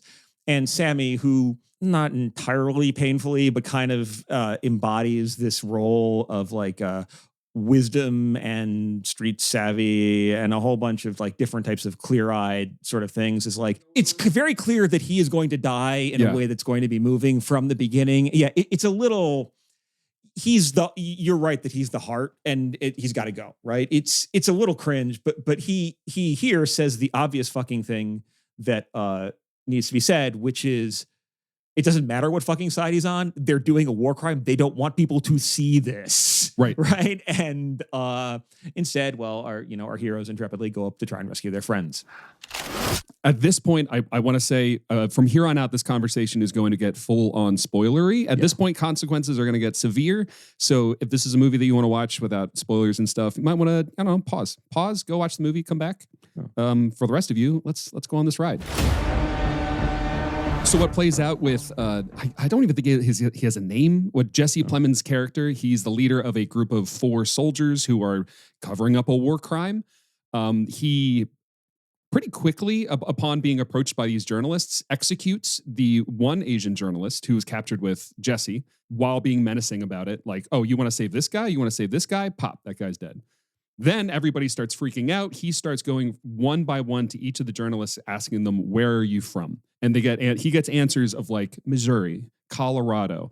And he takes this with some comfort, like, oh, we're American. Although it's in the trailer. He has that amazing line. There's some kind of misunderstanding here. What? Well, you're American, okay? Okay. What kind of American are you? What kind of American are you? He eventually gets to the other Asian reporter friend and asks him, where are you from? This man says he should have lied. He says Hong Kong. Yeah. And he immediately says, oh, you're Chinese, and shoots him dead right there on the spot. Yeah, he's like, China. It's very Trump-esque in this way. He's like, China. Like the other aspect of this too is that like he clearly has a problem. Like Joel is the one who's like, I'm going to be the one who's doing the talking, right? And there's actually a kind of funny bit where Joel is like, well, no, we're doing a human interest story about a school that's reopening in the Carolinas, like, and is like, you might like, it's the kind of story we need right now. We're working for Upworthy 2.0, and we're gonna share some memeable listicles about what's going on. Good, and say something like, everybody needs like top 10 war crimes we didn't see. Yeah, fuck. Like everybody needs a feel-good story right now. And Jesse Plemons, who's wearing a pair of like novelty bright red glasses, is like, absolutely. And then it's like, is this your colleague here? And then just again, you get to see people get shot at a close range with an AR. If that's fucking terrifying. That's your deal. It is. This is the most menacing scene. My palms were sweating through this entire scene. We will say to Garland's production credit, like the gunplay in this is pretty fucking intense. The gore is pretty intense. That money was spent. I would compare like the way in another film that wants to be considered an anti-war film, but again, I don't think that's possible. The 2023 remake of All Quiet on the Western Front also gets a lot of that gunplay stuff right. You get that here. The guns are loud and the violence is fast. Yeah. Just when you think all these reporters are going to be executed by Jesse Plemons, Sammy comes blasting through the scene with the SUV. He runs over 3 of the 4 soldiers and screams for the journalists to get in. So they all clamber into the car. While they're driving away, the only remaining soldier pulls out an AR and starts popping shots at the fleeing vehicle. What follows is all of the heroes no longer bright-eyed. Nobody's happy. Everybody is screaming and weeping. They don't know what to do. And Sammy reveals that he's been shot. Yeah. So he can no longer drive. He shifts into the back seat. And then we get maybe the most meditation on death that this movie will allow us. We get a sequence where the van is slowly driving through a forest that's lit on fire as he slowly passes away in the back seat, kind of drifting a hand up to the window, like the embers are like calling to him. It's actually a very beautiful sequence, right? There's a Sturgill Simpson song playing over it, right? And he dies sort of pawing at the window, and the thought that occurred to me though, watching it, this doesn't undercut its beauty. And the only question I can ask is like, is this intentional or not? Right. Is that this is also an image I've seen and that I see regularly in this country. It looked like people fleeing Forest fires in California. Yeah. Right. And there was, I don't think, as best I could tell, that there was any clear indication that the fire that we were seeing was the result of the conflict. Yep. So yeah, that not to be too soy about it, but that happened. I mean, and another thing to note here, death happens all the time in this movie. Death is never romanticized. Yeah. This is the closest it comes to it, but he doesn't get parting words. Yeah. There's no speech. There's no reassurance that you died for a good cause. You don't get any of that. Yeah. He expires, and then in the next scene, they arrive at a Western Forces base in Charlottesville, the base where they were originally going to leave Sammy and Jesse behind, and his body is put into a casket. And we get a long sequence of Lee cleaning the blood out of the backseat of the car as they're all processing their loss. Yeah. The closest we get, and this, I think, again, is this one of these signals that something may possibly be changing in Lee, is that we see her. And by the way, she uses digital because she is not the like wunderkind avatar of classic journalism. Right. Is that she has a photo of Sammy's corpse. And it's, again, like all the atrocity photos in the film, it is beautifully blocked. She deletes it. And also saliently, Joel is like screaming it out and everyone's else drinking. Is weeping. Yeah, yep. She seems to be internalizing it, getting it quieter, and maybe even changing her attitude towards like, what she did, just delete this photo. Yeah. The other thing we encounter here too, and this is part of it's an important plot point, is that we meet their counterparts who are journalists embedded with the military here. Now, they're also clearly doing propaganda function. Like it's kind of implied that. This is not what my understanding of embedded journalism looks like currently, though even that obviously bracket, we could talk more about the other. It's not still photography. They have like a video camera. They're doing like news production B-roll stuff. Yeah. It's like they're working for Stars and Stripes and something. They're clearly on one side. And what they tell our protagonists is that DC is about to fall. Like this is summer of 1945, like except there are no Soviets, right? And we are rolling on the Fuhrer bunker. The only people who are left are loyal are a few military forces, again, unclear who they are, and some Secret Service personnel. And essentially, there's no chance that they will get this interview and that their entire journey was a waste. Right. So after they bury their dead and after they stuff this trauma down deep enough to function, they get back in the car and we get another one of these hard cuts from the I don't know, sterile piece, I guess you could call it, after processing all of this to massive explosions, loud gunfire.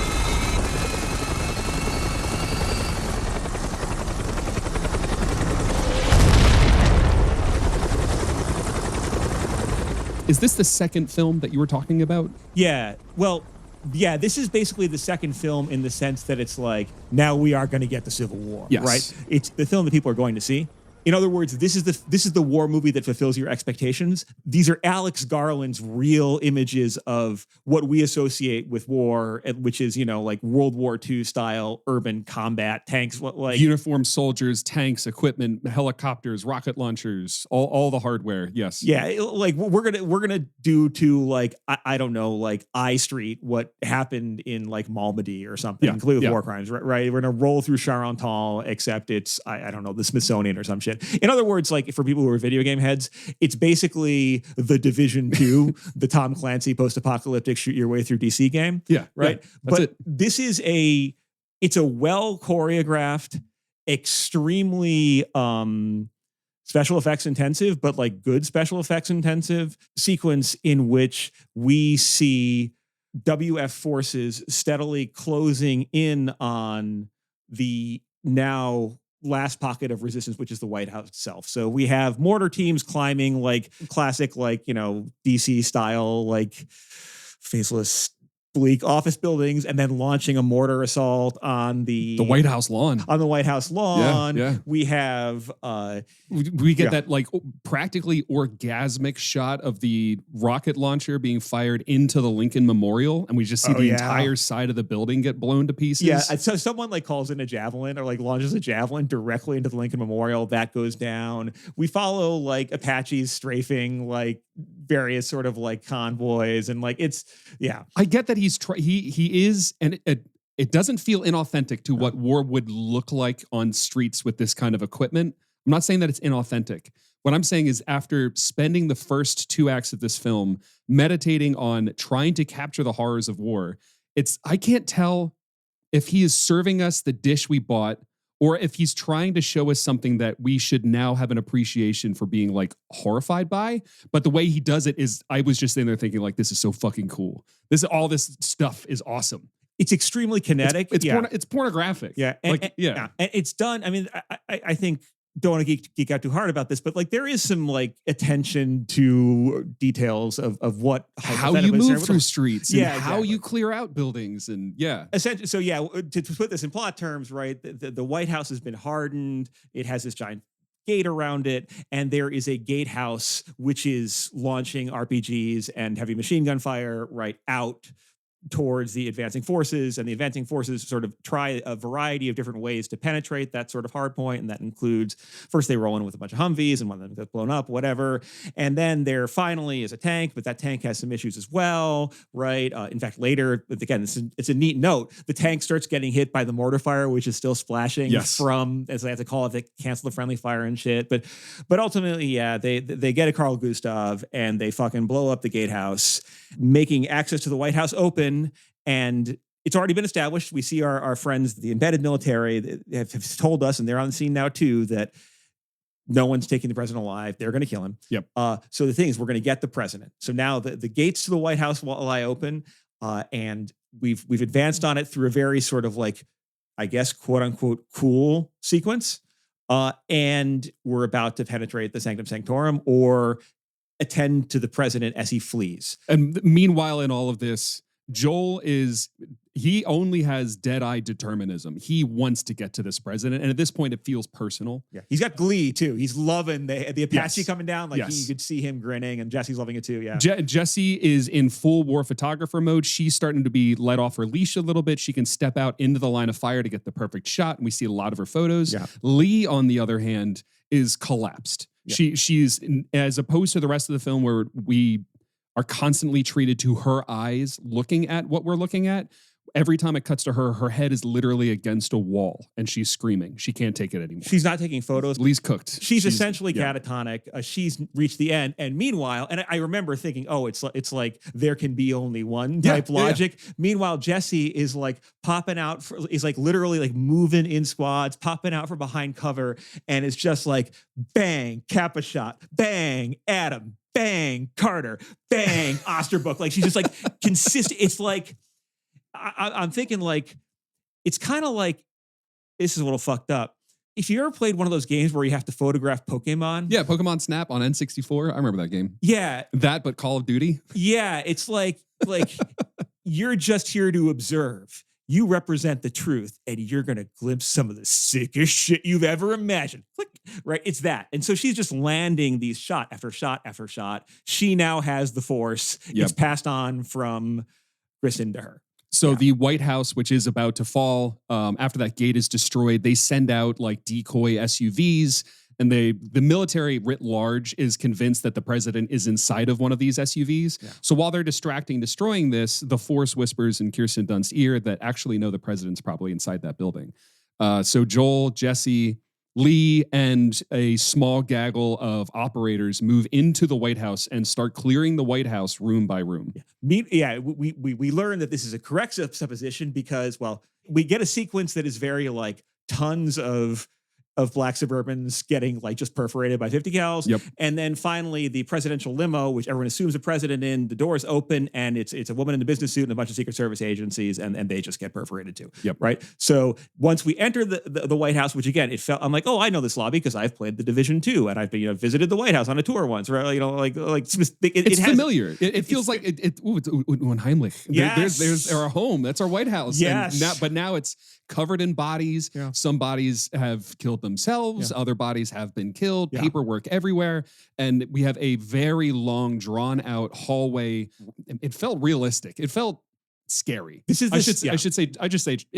felt scary. This is the second scene of like where they follow a stack, like a squad moving through a place, clearing things, right? Yes. And we get little images of things, right? Among other things, we get an image of like a war room that's full of fast food, like containers. So again, like, yeah, they're going to kill Orange Burger subtle. Man. Yep, yeah. It's not subtle. We also see like there's a, there's a couple where there's clearly murder-suicide, like a man and a woman just lying next to one another with a gun between them, right? We see some suicides, but then also we follow in a way that felt a lot like, I was thinking like Michael Mann movie style kinetic stuff, right? Like someone who kind of knows what they're doing and how guns sound and look, working their way through as they clear the White House and fighting the remaining Secret Service agents, and finally penetrating as far as the press room. So as they're making way through the hallways in this gunfight, there's one moment. Lee keeps doing this thing. Now that they're inside the White House, she's picked back up her camera. She's also interested in taking photos again.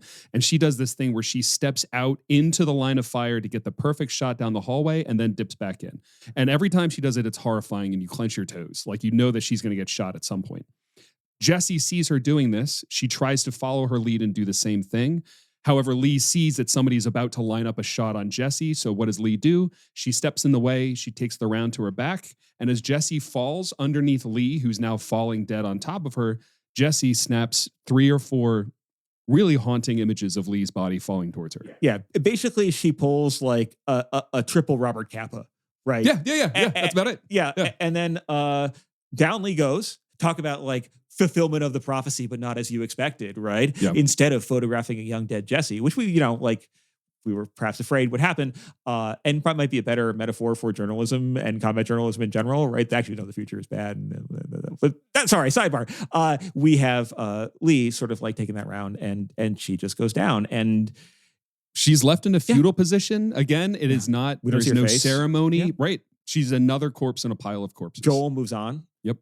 And so does Jesse and the rest of the troops. Yeah, they all just leave. Who really is at this point doing like Wong Kar-wai style like photography, like simultaneously, actually, or even a little bit like John Woo too. Like she simultaneously slows down and it's very beautiful, but she's like snapping these shots right as a guy stops to do an active reload so she doesn't get killed. Like again, she is Kurosawa grace in front of chaos.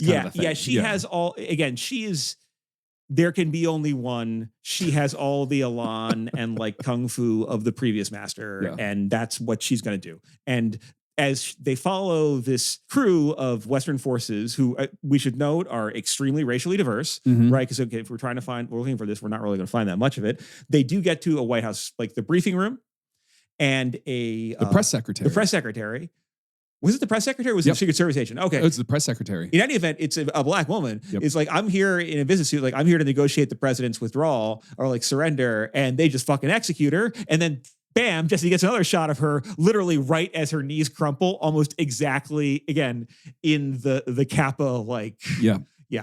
I kind of want to watch this movie Inception style and just watch where it's the camera killing all the people and then the bullets bring them back to life. Dude, that edit must exist. It's going to exist. That edit will exist. I mean, it's called shooting for a reason. Right. So now we have finally, we penetrate, they go through, I think it's the West Wing, right? Because like, I was like, oh, I remember some of these set details from the fucking West Wing or from, spoiler alert, the many movies that have fantasized the White House being destroyed. Ooh, fancy that. Yeah, interesting. It's like the repressed kind of returns, or like there's some sort of fantasy that like is of deserving. I'm thinking maybe, I don't know, about like how before 9/11 there are all these fantasies about New York City and films about New York City getting destroyed by asteroids. Well, never mind that, right? They get into the Sanctum Sanctorum. They fight their way through all the personal quarters, and then finally they enter the Oval Office. And we see the troops dragging from behind the desk Ron Swanson, our president, and he is shaking, he's trembling, he's terrified. The troops have guns pointed at his chest, but Joel steps forward and tells them, wait, stop, I need a quote. And he bends down and he says to the president, what do you have to say? And the president whimpers out this amazing line, please don't let them shoot me. And then Joel just says, that'll do. The soldiers pump Ron Swanson full of lead. And then the credits crash over a photo taken presumably by Jesse of the soldiers posing next to the corpse of the dead president. And that's the end of our film. Jesse actually caps the photo. She enters right behind Joel and she gets the photo, and she gets multiple photos this time. For apparently now, like apparently her Leica now has a burst mode. And so we actually see the bullet enter the president, one bullet, his body jerk right in the chest, and then we see a bunch of other people turning around, and then it's sort of like, I think it goes back to Jesse, and she looks like, it's like an author's jacket photo of her, or almost, but it's center also like frame. It's also sort of fuzzy. She looks like basically the eternal saint of journalism. It then cuts to these people, all these sort of like troops, like with their cigars, like posing trophy style around the president that they just bagged. Again, in photos that are reminiscent of photos that we've seen many times. From like the War on Terror specifically. And at which point I found myself thinking that the most unrealistic part of the movie, which is that after killing the president, our SEAL Team 6 didn't just fucking canoe him. Yeah, I was also kind of surprised by that. Yeah, they were pretty tame compared to maybe the Western forces are a more peace loving warrior. I don't know. Yeah, they leave heads intact. So yeah, if that word doesn't mean anything to you, and there's no reason it necessarily should, well, let's now pivot to talking about why this movie now, what it means, and about sort of American fantasies of violence, civil, domestic, past and present, and otherwise.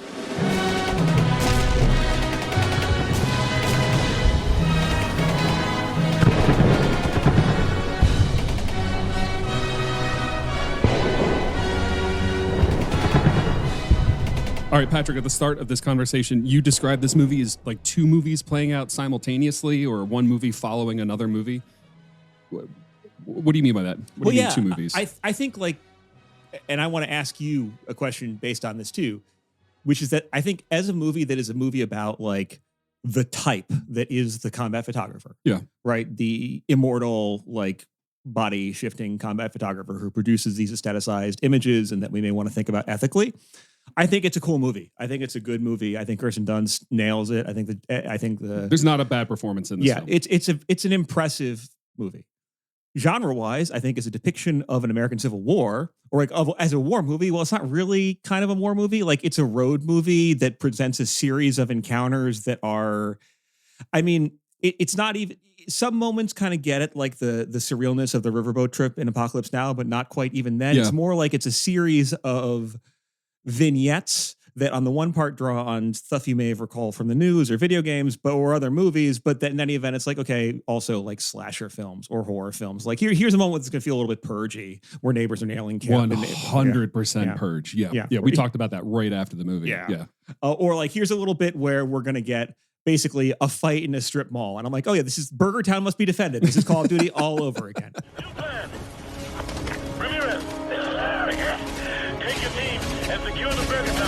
And in that way, I was like, oh, this is a movie that functions in some ways. Well, I think we'll probably do, if people are interested, in an episode on Call of Duty and stuff proper, like militainment more generally, if people want an interest in that. But like, as you and I have talked about a lot and elsewhere, like a lot of how those games function sort of libidinally, and in terms of also, and without gainsaying they're being incredibly embedded in the political economy where like people buy gun ads and they're used for military recruiting and also their shit, right? Is they essentially take images of war happening either in recent history or in immediate, like ongoing contemporaneousness. Like, like the Modern Warfare map was literally the fucking Donbass, right? Buildings scanned digitally, and it gamifies them, right? Yes. And in so doing, it essentially takes actual historical events with political history and implications in the present and ongoing trauma, and it essentially turns them into a source of entertainment and arguably even some people like a kind of militarization of the mind or a relationship to guns or whatever it is you want to talk about. But it does some sort of work. It makes the thing into something that could be mastered, which kind of like shortcuts going around processing the actual harm that's depicted. Yeah, exactly. And even that may even be a best case, because oftentimes, and this is part of why I think the Call of Duty stuff is so particularly interesting, the way it presents these histories or it presents things in the present is a pure pastiche that oftentimes completely is the opposite of what actually happened, right? I mean, like in the Call of Duty universe, there's a thing called the Highway of Death, or there's a Highway of Death event, and it's like the Iranians who did it. The Russians, it's revealed. The Russians did the Highway of Death. Yeah, like there's, and like bad guys can be half Muslim theocracies, half old school communists, and somehow, like, again, these are ideological spaces for total projection. And for, in other words, not encountering something about ourselves or our own actual history, right? And that was the thing that I was like, okay, is this a movie about an American Civil War? I think it's a movie that represents a fantasy of an American Civil War, and thus it's interesting for us to think about as a example of fantasies about an American Civil War, but also the tendency to fantasize about American Civil Wars. Yep. But in that way, I think it faces problems, or we can ask like, what work does this fantasy do? What pleasure does it give? What feelings is it allowed to master? But also, what anxieties does it allow us to defend against? Yeah. Right? And what does it allow us to do in terms of who we get to identify with and how we get to see ourselves? And there, I think the thing is a little more problematic. And that second movie is related to the first one because, of course, those images feed into that, right? Yeah, And I think we could do a very sophisticated meta-level meditation on like, this is a commentary that implicates itself. But more, I think, of interest to us and to our audience would be just to talk about this as a fantasy and the nature of those fantasies and the work they do in the present. There is like a shorthand going on. The kind of like transmutation of libidinal energies that you're talking about is kind of like what I hear when I have friends that fantasize about. Like, we've all had that conversation at the bar. What would you do during a zombie apocalypse? Like, what guns would you buy, or how would you booby trap your house? How would you protect yourself? And it's always struck me as odd because whenever I hear that conversation, I'm not moralizing, but whenever I hear that conversation come up, I just think about like, oh, you're fantasizing about a chance to kill your neighbors. That's actually what you're fantasizing about. Yeah. And the like work that layering that zombie mediator on top of your neighbors is what lets you play in this space without fear of judgment, lets you process these like difficult thoughts without actually having to imagine a civil war. And here, like, I guess Garland is removing the zombie bit. It's actually showing people fighting with each other. It is neighbors killing neighbors. But man, that isn't the part that affected me in this film, though. The war itself was not the part that affected me in this film. For me, it was the motif of constantly seeing these photographs that, like I said before, remind you that they're still hunting you. Yeah. Like I have repressed some of these images, and this in an entertainment form parades them in front of you and dares you to feel differently in an interesting way. Or for me, like if you're asking, did I like this film? That's interesting. My measure of a good movie is a movie that affects me. Yeah. If I leave the theater feeling or thinking about something that I wasn't feeling or thinking going in, then I'm interested in that film. Good or bad, I don't really care. I'm interested in that. Because usually I find in the space between the content of the film itself and the affect that I have leaving it, processing it, I learn something about myself, or I learn something about my neighbors, I learn something about my time. There was something about this film and its insistence on meditating explicitly within the frame of a film on images, the power of images, its refusal to editorialize the war photos that are taken inside of it. We're never told good guys or bad guys. We kind of have to do that editorialization ourselves. You, the viewer, are a journalist when you're trying to chew on what really is the conflict here. That's really interesting. I found that really fascinating. So I think Garland deserves some praise on that level. I think that makes sense to me. And I think I also would think people should see this movie because it's an interesting movie that you'll talk about, right? Yeah. I mean, and in some ways, like I actually like the movie too. I'm not putting this on Garland per se. No, right? no. What I'm about to say here, but like, I think that I want to go back to that question that you asked me last night. Like, can you actually have an anti-war film besides like Come and See, and even then barely? And I was like, could you have a film about another American Civil War? Both as in relation to that question, but also in relation to what that might even mean, right? And I found myself thinking, like, look, on one hand, like we could do a reading of the film where Alex Garland, like who has said that this is a film that like, it's a precautionary tale. It's his valedictory film. He's not making any more. And lots of other people have been like, reviews I've seen like this is a dire warning of how we could let things get somewhere. And the thing is like, it doesn't give us any sense of how we could let some things get somewhere, right? Who that we is unclear. It presents these things as having already happened. Yeah. We're already in the war, and also that war is one we already know. And that's kind of so in other words, like the fantasy is actually a displaced repetition of things. Yeah. Yeah. And what that got me thinking about then was like, yes, this is horrifying. And I thought the scenes were like we're driving through the country. Like I was struck by the fact that basically set piece war is part of this movie. That's a second movie in some ways, right? But the first part of the movie, which is about the becoming of the photojournalist and sort of like the way they generationally hand off there, like when they're in danger, it's a slasher movie. Yeah. Right. It's the tension is palpable. Yeah. And I was thinking at the same time too about the scenes that were the most horrifying. The bodies and stuff were horrifying. Sure, in the ditch. That was pretty scary. The necklacing, though. The necklacing, right? The people who are the most horrifying to see are the recreations of the images. It's a black man being set on fire. Yeah. Right. And I mean, like, let me be very fucking real about this. I'm sorry. I don't want to get this real this fast, but like, that's the most violent and horrifying thing we see in this movie. We do not see anything like that happen to white people.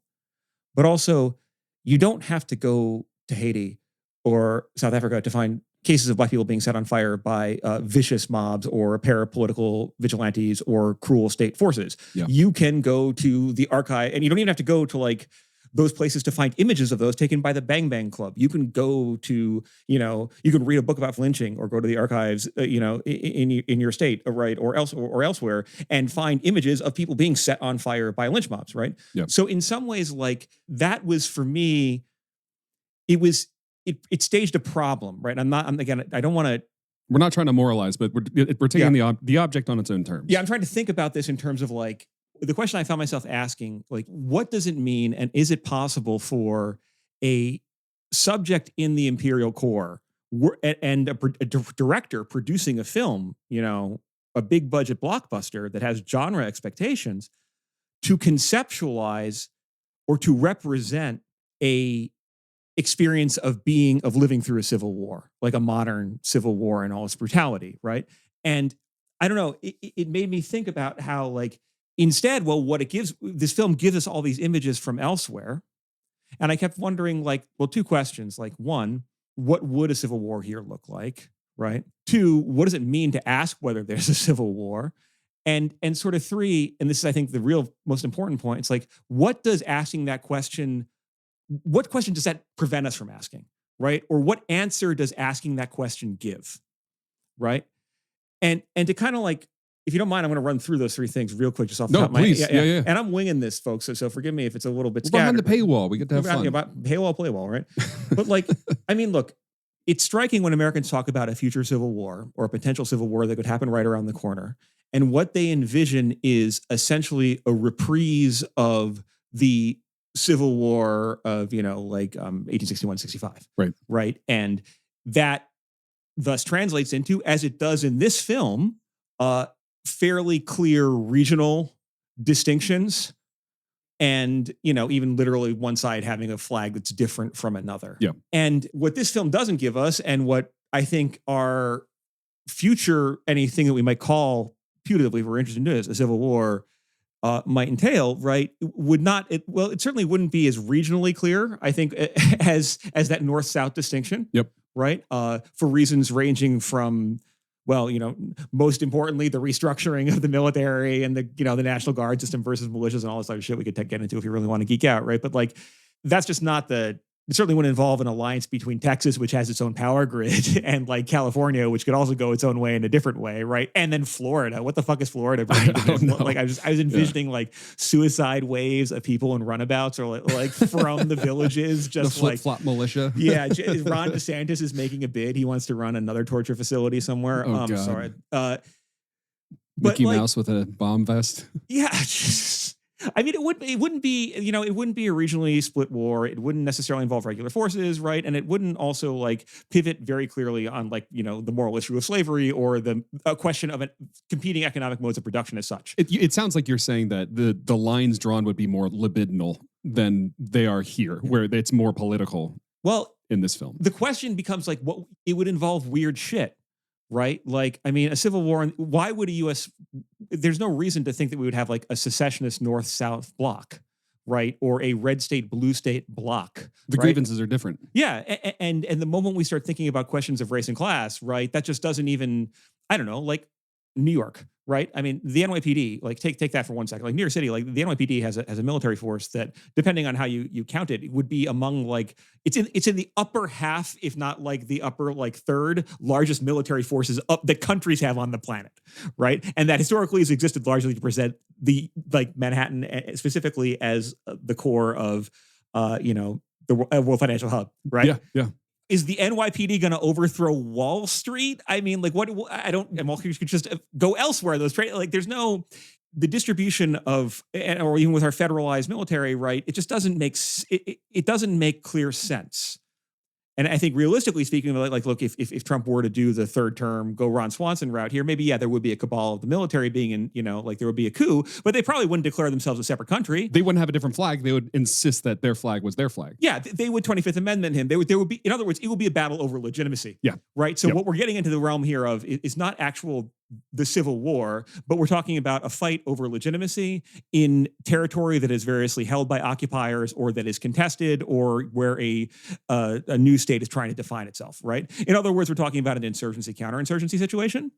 And we'd also be talking about a situation in which various power centers, state, local, churches, other things like that would probably be doing something really horrible to one another on a micro level. And that's where I think we can now talk about what's being defended against is answering this first question about what it might look like. And I don't fucking know per se, though I know it probably would not look like this. But two, why we think about this in these terms, right? Which is that, well, like counterinsurgency war is really, really hard to think about. But before we even say that, let's just say that like what we're thinking about when we think about the Civil War in these terms is not accurate. Like even the Civil War wasn't the Civil War at that point, right? Like the historiography on like what is oftentimes called Bleeding Kansas, but which was much bigger than just Kansas, involving the entire Western territories, has caused the casualty figures for what we understand to be the overall death toll of the Civil War to have risen by nearly 100,000 people, right? I mean, I think we're at nearly 750,000 is the number, right? And if you'd asked someone 20 years ago, it would have been like 650, right? Like, and that is largely neighbors killing neighbors. It's grudges. It's associations that sometimes break around churches. It's people taking advantage of social dislocation to steal things from one another, to settle old grudges. It is omnidirectional civilian on civilian violence. It is fucking ugly and terrifying. And we get little whiffs of it in this film, but we don't get it, right? Yep. The other thing we don't get in this film is what also I think a civil war might look like here. And here we're talking about like civil wars in the sense of like the state disappearing tens of thousands of people, right? It's implied that this happens, but really we can only envision it as airstrikes here. That's as far as we can imagine. Or the one mass grave scene, which we don't get any context around. Yeah, we don't get, it's like we don't have disappearances. We don't have internment camps that we see. But also, and this is the thing that hit me and that I can't stop thinking about, which is that what we don't see in this film at all, even as it pushes every single other button that it possibly can, is we don't see dead children and we don't see sexual violence. Yeah.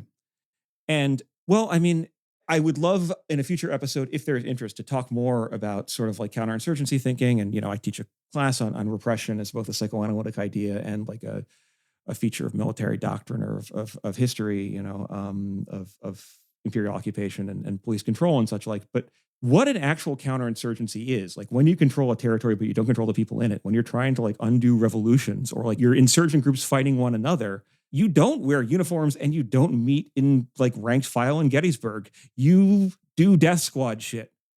You burn down houses. You disappear people. You lacerate the social fabric. You basically slash the capillaries of what holds a society together and you inflict mass trauma. And in that sense, too, I should then say, like, going back to how the Civil War isn't the Civil War in this fantasy of it. The Civil War didn't end at Appomattox, right? The other aspect of scholarship about the Civil War that I think is incredibly compelling and undeniable is that you can read the 10 years of Reconstruction as essentially a continuation of the Civil War in the South. Yep. And recognizable as a post-conflict, like the conflict is declared ended, much in the way, I don't know, like the war in Iraq was declared ended with the fall of Saddam. But then you have literal, like you have armed, uniformed forces fighting, killing one another. You have democracy still working, right? At a point we may want to think about, or people might want to think about, is that arguably the most integrated the U.S. had ever been until that point.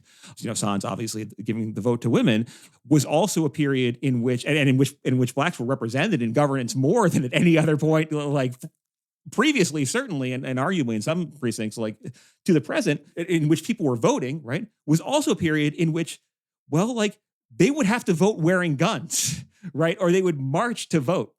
And they would be attacked by like former Confederates who became Klansmen, who later became police chiefs or senators, attacking them with cannon. Yeah. Right. You could read military histories of Reconstruction, and the death toll of that might be up at like 10,000. But like that number is uncertain too, because a lot of what's happening in that war is literal counterinsurgency stuff, i.e., mutilating the social fabric. It's killing teachers. It's killing people who are coming from the South because they're quote unquote carpetbagging. It's killing people who hold the community together, brutalizing it in a way that produces traumas.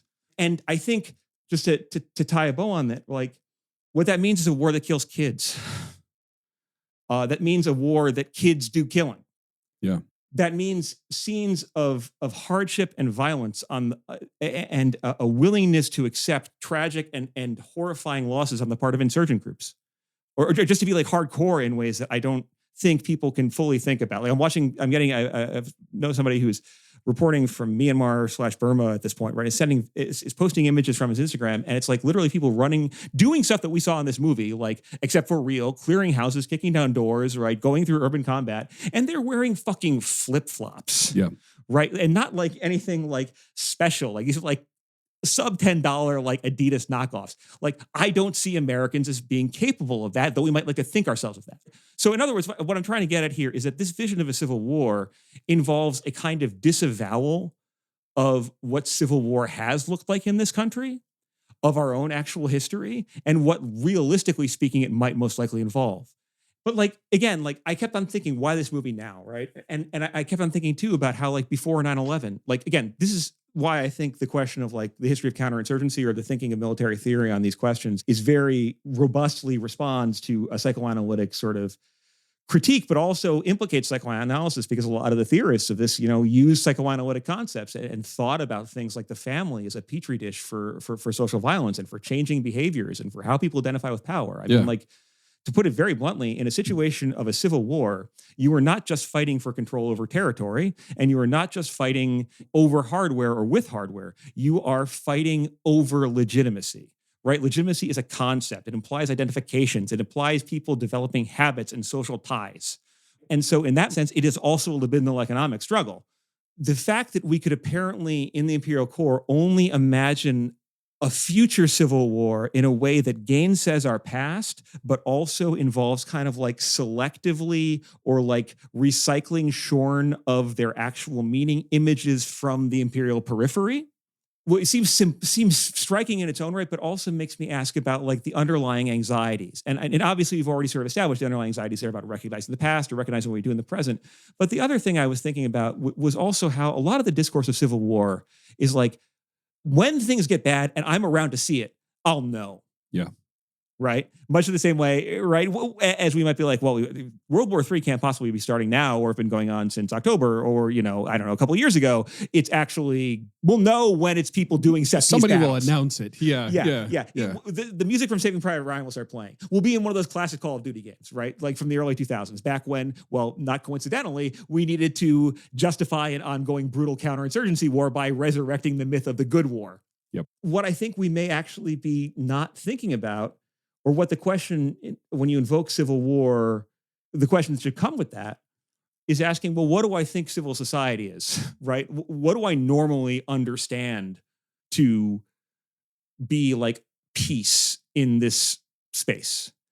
And I think the fantasy about the Civil War, much in the same way as like, I don't know, like the fantasy about a post-apocalypse in like a sleepy house in Levittown gives you something to control and you're worried about, but you don't have to think about Jim Crow or, like what's happening in, I don't know, Korea. Yep. I mean, we do live in a state that does have a tremendous population under carceral control, where agents of the state do kill a tremendous amount of people, with no comparison in any other established quote unquote democracy. So yeah, the fantasy of the Civil War, thinking about it as not happening right now is the fantasy. Yeah, or like it's a refusal to think about how much of what we consider peace is actually institutionalized structures of violence. I'm not saying that like obviously like a civil war, as I've described it, as like either like a crack up Yugoslav style or any of these other possible scenarios would be a nightmare, right? No question about that.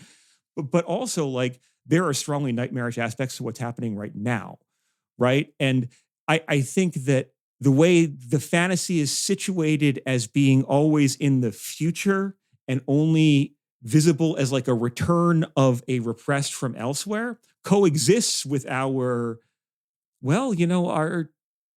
having returns of the repressed in the way, like in the mode of morbid symptoms, like, these Boogaloo Boy militias, right? Like the fantasy of the operator culture ubiquitously, like how our actual operators do things like canoe people, i.e. after they kill them, mag dump into their head so that when families get back the bodies, there's no head left. Yeah. Right. And I think it's either SOCOM or one of the Delta groups that does this as a calling card. Yeah. Like, or, hell, you have people from the hatchet. We'll go back to the hatchet. We'll go back to that original like image here. Right. Like SEAL Team 6 are carrying tomahawks made for them, like specifically because like they're fucking badass, I guess. But like the return of essentially the settler colonial warfighter sort of thing.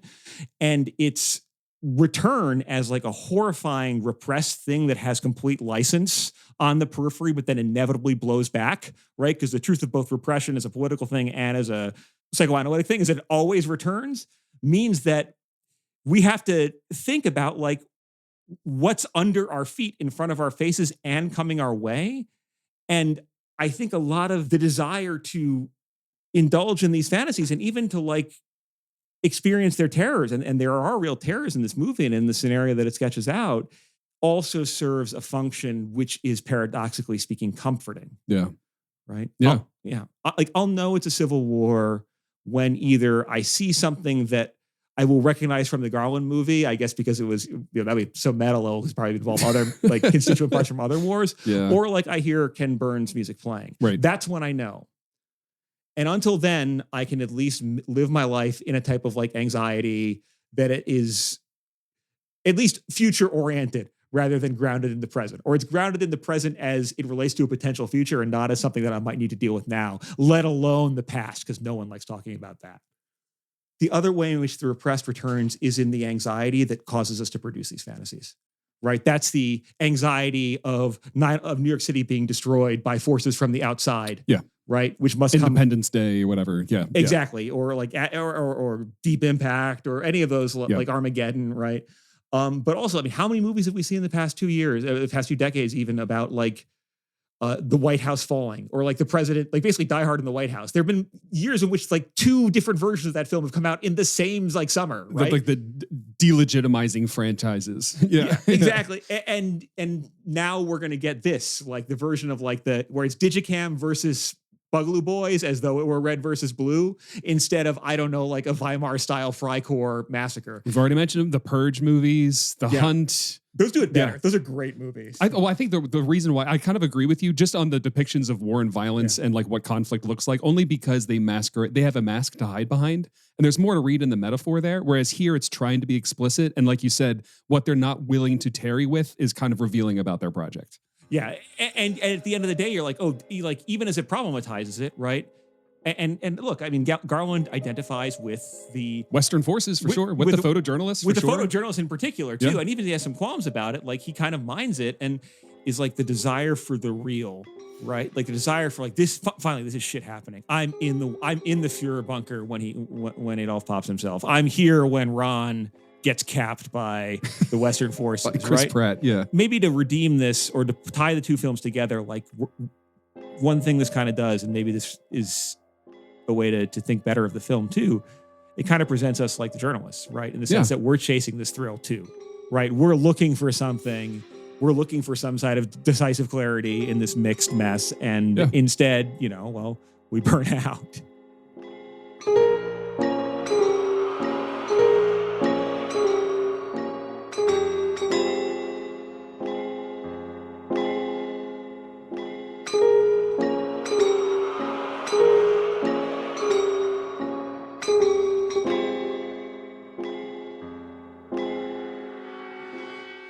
So that was us talking about Civil War. I hope you all liked it. If you're listening to this right now, thank you so much for supporting our Patreon. It really does mean the world.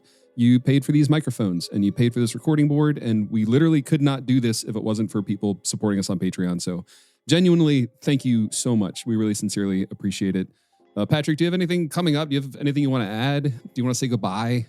No, but I really need Abby to come back and wave a turtle at me. Yeah, this is going to be full thread. Yeah. We got the full Patrick today, folks. We had the Blanche Fieldian reel.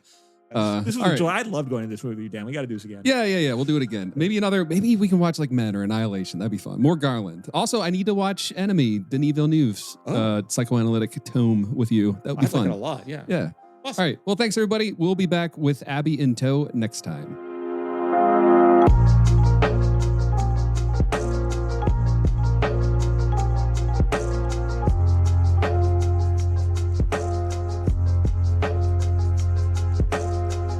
This has been an episode of Ordinary Unhappiness, a podcast about psychoanalysis, politics, pop culture, and the ways we suffer now. I'm Dan Yowell, and today I was joined by Patrick Blanchfield. This podcast is produced by me, Dan Yowell. Theme music by Formal Chicken.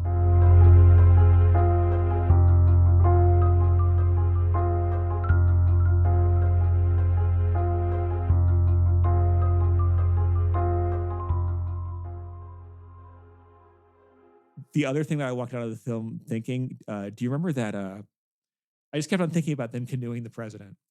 And I was thinking about that Neil song, Let's Impeach the President. Do you remember that one? Yeah. From the Bush era one, right? And I kept on thinking about that, but instead Let's canoe the president. Yeah, let's canoe the president.